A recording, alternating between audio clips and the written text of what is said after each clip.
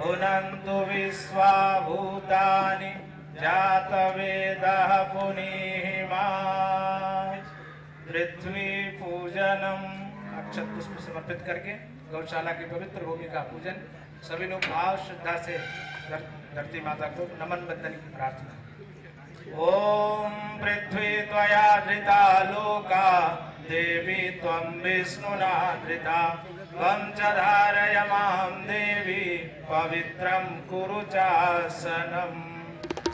जिसने मरना सीख लिया है जीने का अधिकार उसी को, जो कांटों के पथ पर आया फूलों का उपहार उसी को।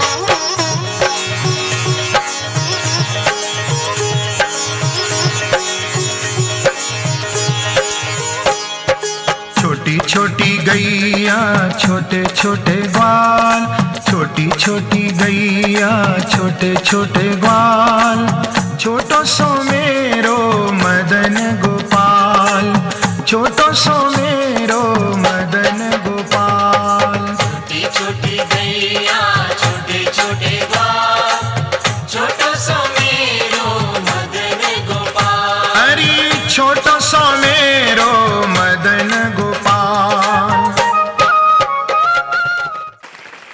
आज का दिन गोवर्धन की पूजा का है, उस गोवर्धन की जिसका भगवान कृष्ण ने एक प्रकार से पूजन करके उसका भी इंद्र का अभिमान समाप्त किया था और उसको ऊंचा ऊपर उठा करके उसके छत्र के नीचे सारे ब्रजवासियों को सुरक्षित किया था। वास्तव में सही अर्थों में गोवर्धन के माध्यम से हम गोरक्षा का संकेत लेते हैं। भगवान कृष्ण बाल गोपाल के रूप में भी और गौ संवर्धक के रूप में और गो दुग्ध की महिमा प्रतिपादन करने वाले के रूप में, इसलिए हमारे बीच में भगवान कृष्ण की महिमा का प्रतिपादन जिस ढंग से हुआ है, गो दुग्ध और पंचगव्य, इन सब के माध्यम से कैसे शरीर को स्वस्थ रखा जा सकता है, मन को स्वस्थ रखा जा सकता है और हम आध्यात्मिक कैसे बन सकते हैं, अध्यात्मवादी चिंतन कैसे कर सकते हैं, ये इसके माध्यम से सिद्ध होता है। शांति कुंज बड़ा है, बहुत बड़ा कैंपस है, संगठन है, इसलिए इतनी बड़ी गौशाला हम लोग अफोर्ड कर पाए हैं। पर कोई ना कोई अपने घर में एक गाय रखकर बहुत कुछ कर सकता है। घर के सदस्यों को गौ का दूध पिला सकता है, गौमूत्र से, और जो पंचगव्य से होने वाले जो लाभ हैं उन लाभों को सबको प्राप्त करा सकता है। ऐसी लगभग हमारी 250 से ज़्यादा गौशालाएं पूरे देश में हैं और सारे देश में बड़ी बड़ी गौशालाएं काम कर रही हैं। पर व्यक्तिगत स्तर पर भी कोई चाहे तो अपने कॉलोनी में, अपने क्लब में, अपने मोहल्ले में, अपने गांव में गौशाला को प्लान कर सकता है। सही अर्थों में देखा जाए तो आज हम लोग जो भी चीज़ खा रहे हैं, जो भी चीज़ पी रहे हैं, वो सही नहीं पी रहे। गोदुग्ध सबसे शुद्ध है, भले पतला होता है, परंतु सबसे माँ के दूध के समान इसको माना जाता है। माँ के दूध से भी ज़्यादा अमृतमय इसको माना गया है। अगर माँ का दूध न पिलाया जा सके बालक को तो गोदुग्ध की बात कही गई है। गोदुग्ध में कोलेस्ट्रॉल नहीं होता और सही अर्थों में मोटा नहीं बनाता। आज जो जगह जगह आप देखते हैं भैंस का दूध वही सबसे ज़्यादा डोमिनेंट है।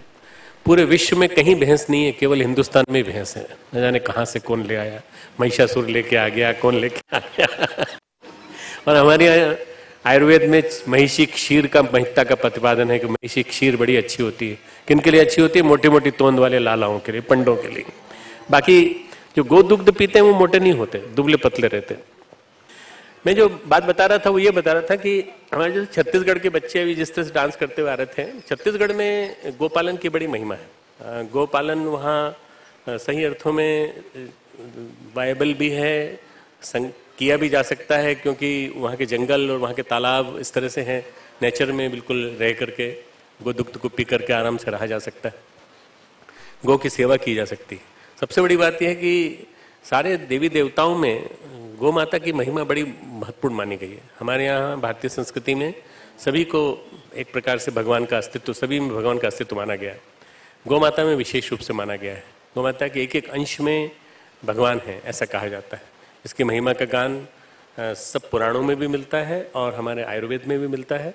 यदि हम ये मानते हैं तो हमको फिर गौ माता को ही स्थान देना चाहिए।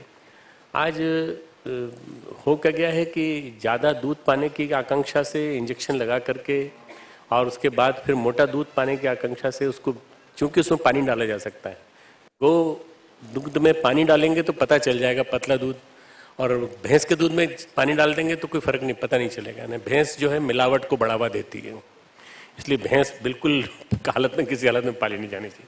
भैंस पानी में पड़ी रहती है, खूब सारा पानी पीती है। पानी इस देश में बहुत कम है, वैसे ही खत्म होने वाला है। ऐसी पानी में पीने वाली और पानी में पड़ी रहने वाली, कीचड़ में पड़ी रहने वाली भैंस के बजाय गौ माता को महत्व दिया जाना चाहिए। जितना गौ माता को महत्व दिया जाएगा उतना गोबर, गोमय, गौमूत्र, गो दही और गौ का जो घृत है, ये पंचगव्यों को महत्व मिलेगा। इनके माध्यम से बनने वाली औषधियों को महत्व मिलेगा। एक आदमी 5 गायों को रखकर अपने लिए 25,000 से ज़्यादा की मासिक आमदनी पूरी की पूरी रूप से अर्न कर सकता है। ये एक आंकड़ा फैलाया गया है कि इसके माध्यम से स्वावलंबी बना जा सकता है, अपने पैरों पे खड़ा हो सकता है। यहाँ जो ग्राम स्वावलंबन हमने चालू किया है उसमें ये एक छोटा सा school of Pandit Shri Ram Sharma Acharya school of गो स्वावलंबन हम लोग बनाने जा रहे हैं। इसकी बिल्डिंग नई बन रही है, 4 मंजिल की बड़ी बिल्डिंग बनने जा रही है, जिसमें गो स्वावलंबन और विभिन्न प्रकार के स्वावलंबन के कई प्रोजेक्ट, करीब 5-6 प्रोजेक्ट इसमें सिखाएंगे और हम BSc स्वावलंबन में कराएंगे, ताकि यहाँ से करने के बाद जो जाएगा वो अपने पैरों पे खड़ा हो जाएगा और न जाने क्या क्या वो रोजगार कर सकता है। तो हमारा देश, मैंने जैसे कल दिवाली पूजन पे भी कहा था, अपना देश कृषि प्रधान है। हम लोग नकल नहीं करते अमेरिका की, इंग्लैंड की, परंतु गलती से हमारे देश में आज़ादी के बाद वो मॉडल गलत चला गया। वो मॉडल जो है पूरा का पूरा वेस्टर्न मॉडल हम लोगों ने नकल करना चालू कर दिया। यदि हम भारतीय मॉडल लें, कृषि का मॉडल, गौरक्षा का मॉडल, ऋषि मॉडल, कृषि ऋषि, हम लोगों ने कंसेप्ट पूरा प्लान किया है। अगर बच्चे चाहें तो मैं एक प्रोजेक्ट बना सकता हूँ 5 एकड़ का यहाँ पर, जहाँ पर हमारे बच्चे चाहें तो खेती सीख सकते हैं। कृषि ऋषि कि ऋषि के ऊपर आधारित कैसी कृषि हो सकती है। और हमारे बच्चे ही नहीं बल्कि शांतिकुंज के बच्चे भी चाहें तो सप्ताह में 1 घंटे, 2 घंटे, 3 घंटे का समयदान दे करके उन चीज़ों को सीख सकते हैं जिससे कि वो अपनी मासिक उपार्जन को बढ़ा सके। ये कुछ चीज़ें ऐसी हैं जो हमारे गो स्वावलंबन से, आर्थिक स्वावलंबन से जुड़ी हैं। हमारा जो गो स्वावलंबन विभाग है ये बहुत महत्वपूर्ण है ग्राम, क्योंकि गो ग्राम ये दोनों जुड़े हुए हैं एक दूसरे से। गौ माता के बारे विषय में जितना गायत्री परिवार ने काम किया है मित्रों, एक वैज्ञानिक अप्रोच रखते हुए सब लोगों को बताने का ये बहुत बड़ा काम है और इसके माध्यम से जन जन के बीच में अवेयरनेस पैदा की है। अभी मैं वीरेश्वर भाई साहब सेंधवा गए थे और मैं उसके पास बुरहानपुर गया था, प्लांटेशन किया, ट्री का प्लांटेशन किया। पर इसके साथ वृक्ष गंगा अभियान के साथ साथ हमारी गौ माता की रक्षा का अभियान भी है, सुरभि अभियान भी है और उसके साथ साथ बहुत सारी चीज़ें जुड़ी हुई हैं जो स्वास्थ्य से जुड़ी हुई हैं, आध्यात्मिकता से जुड़ी हुई हैं, हमारे मानसिक विकास से जुड़ी हुई हैं। जितने बच्चे अभी यहाँ डांस कर रहे थे ये सब गौ दुग्ध पिए या कम से कम सप्ताह में 3-4 बार छाछ ले तो शरीर हमेशा स्वस्थ रहेगा। हमारे बच्चे भी अगर चाहें तो ये लोग ले सकते हैं, पर आजकल मैगी का ज़माना है, कौन मेरी बात सुनेगा। दुनिया भर की फास्ट फूड आ गए हैं, फास्ट फूड का ज़माना है। फास्ट फूड मोटा बनाता है और भद्दा बनाता है, कुरूप बनाता है। और नेचुरल जो फूड है जो गो स्वावलंबन में यहाँ मिलता है ये आपको स्वस्थ बनाएगा, सुंदर बनाएगा। इसलिए हम लोग गो स्वावलंबन की बात करते हैं और आज के दिन भगवान कृष्ण को याद करते हैं जिन्होंने अपनी छोटी उंगली पर, इस छोटी उंगली पर उठाया था गोवर्धन को और उस गोवर्धन से पूरी की पूरी रक्षा पूरे ब्रिज की थी। क्या उनकी अकेले की उंगली पर ये उठ सकता था? हाँ, भगवान थे, उठ सकता था।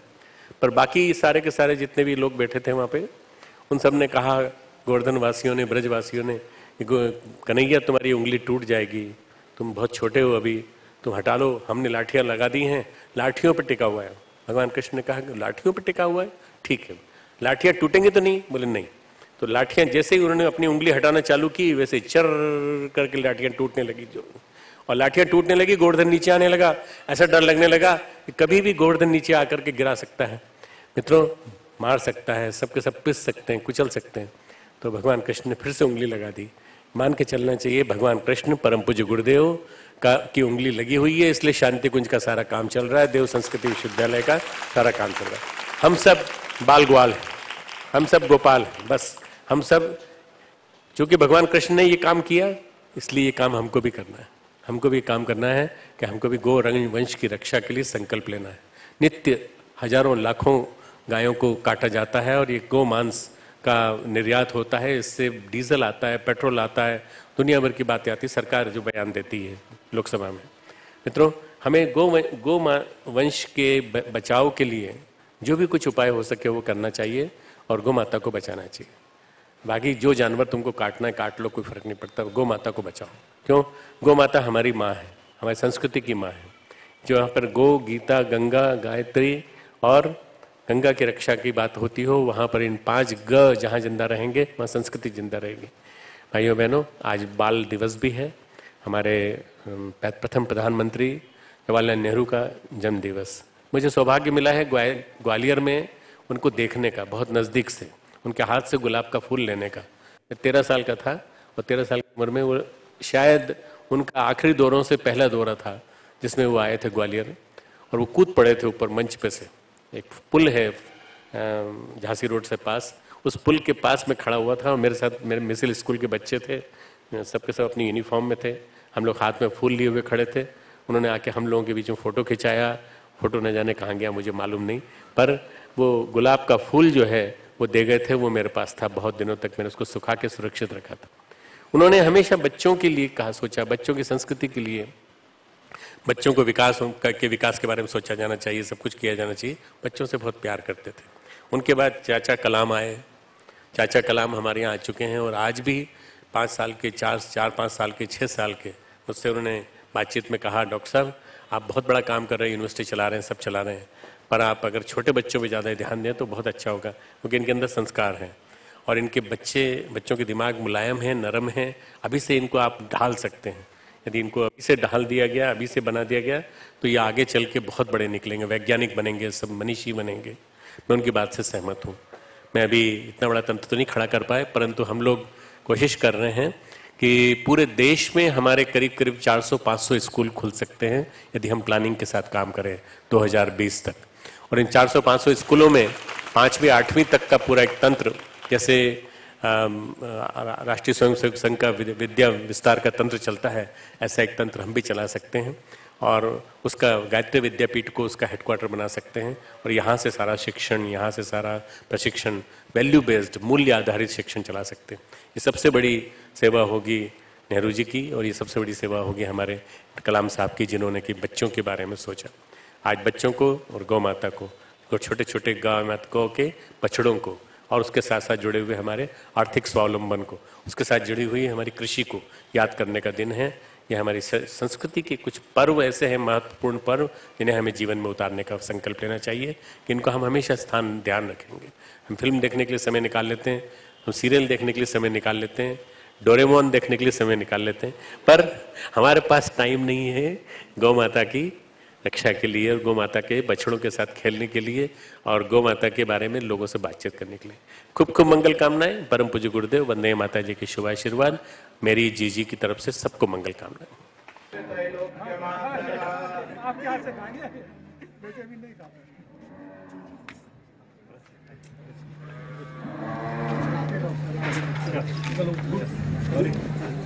ओम भूर्भुवः स्वः तत्सवितुर्वरेण्यं भर्गो देवस्य धीमहि धियो यो नः प्रचोदयात्।